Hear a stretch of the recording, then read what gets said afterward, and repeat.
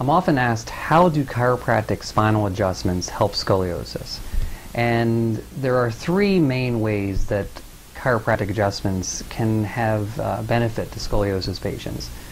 Firstly, if there is pain or discomfort associated with the scoliosis, chiropractic treatment can be very helpful at easing the pain and eliminating the pressure on the tissues that are agitated or irritated. Secondly, chiropractic adjustments can be helpful in improving mobility into the segments of the curve that are being compressed or jammed together. So by restoring mobility, improving motion, patients can move better, their range of motion can improve, and they can feel a lot better with scoliosis.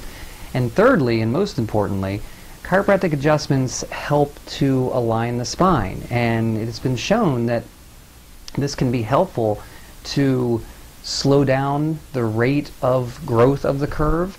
It can, in many times, stop the progression of the curve itself.